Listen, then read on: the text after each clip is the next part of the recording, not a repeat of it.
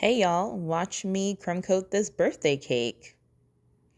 First, I'm going to put some holes into it because obviously I'm going to add some alcohol. This is definitely a cake tale for yours truly, and I wanted to use some Jamaican rum with a mixed berry compote that I had, and obviously it was a little too thick, but I went ahead and shoved the berries into the holes and added some rum, make sure it soaked in really good. And then I'm going to move on to my crumb coat.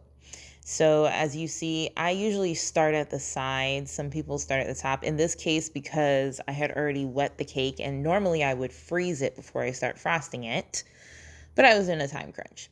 Any hoosers, I'm frosting it here and making sure to get it to adhere to the cake, which proves a little difficult because of the fact that I did not chill it first, but we figured it out. So once you get your crumb coat on your first layer, I build a little bit of a moat, a wall out of buttercream because I want to add my filling.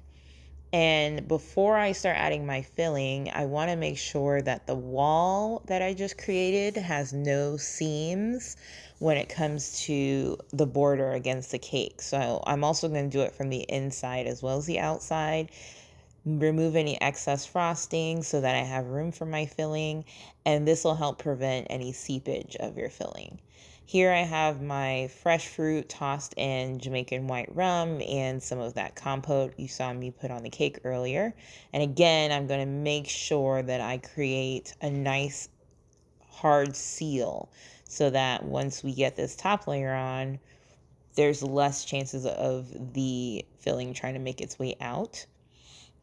So now I'm just going to add a thin layer of frosting to the top, and I'm going to smooth it out using my scraper. Again, keeping an eye on that center to make sure if there's any seepage, I can fill it. But my top layer was chilled, so that way I had less issues with that. I'm going to clean off the base before I stick it in the fridge, and there you have it. She's crumb coated.